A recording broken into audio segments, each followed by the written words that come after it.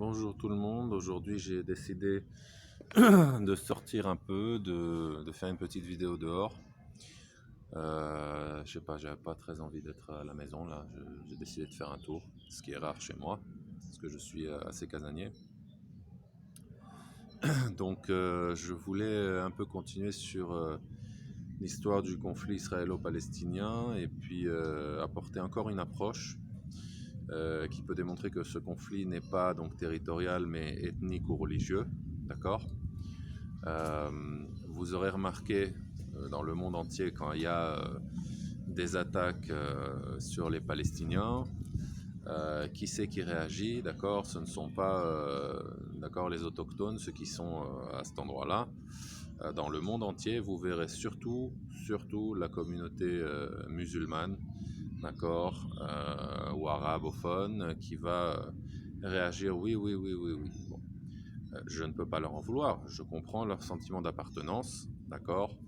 Alors on parle d'exporter le conflit, mais on n'exporte pas le conflit. Le conflit, il est avec les musulmans. Et ça, vous ne comprenez peut-être pas forcément.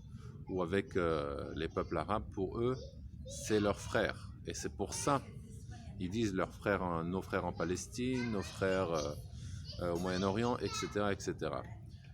Et eux, c'est leur sentiment. Peut-être que les politiques en France ne comprennent pas, peut-être que les BDS ne comprennent peut-être pas, peut-être que les uns et les autres ne comprennent pas, mais ici, il s'agit clairement d'un conflit ethnique ou religieux, d'accord, ethnico-religieux. Si quelqu'un a quelque chose à y redire, d'ailleurs, vous demandez un, à un musulman ou un arabe pourquoi est-ce que ça l'intéresse tellement, vous allez forcément recevoir des réponses, parce que oui, vous allez entendre peut-être oui, parce qu'ils colonisent, parce que ceci, cela. Mais dites-leur, et la Turquie, elle colonise pas la moitié de Chypre, hein, posez-leur la question. D'accord. Donc Israël, c'est le mot de tous. C'est un petit pays au Moyen-Orient, en fait, qui emmerde tout le monde. Pourquoi? Parce que ce sont des juifs. Je peux le montrer, je peux le démontrer encore de beaucoup de manières, d'accord. Mais c'est le cas, d'accord. Donc c'est la raison pour laquelle on ne peut pas leur dire mais pourquoi vous importez le conflit en France ou pourquoi vous l'importez en Europe, dans le monde.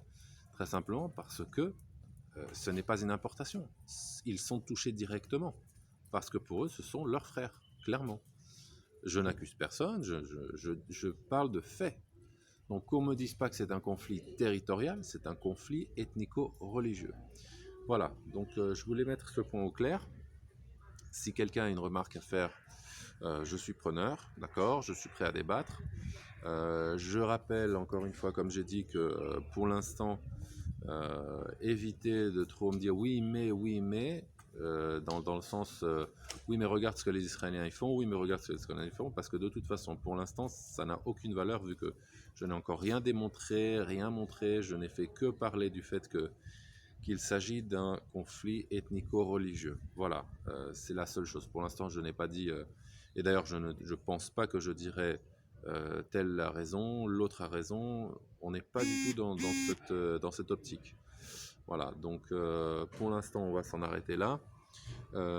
Et puis, j'essaierai de continuer mes remarques et puis on verra ça un peu plus tard. Voilà, donc si vous avez quoi que ce soit à y redire, si vous avez des questions, envoyez-moi et puis j'essaierai d'y répondre au plus vite et de la meilleure manière. Voilà, donc toujours dans le respect, hein, d'accord. Voilà, bonne journée tout le monde et tout le meilleur.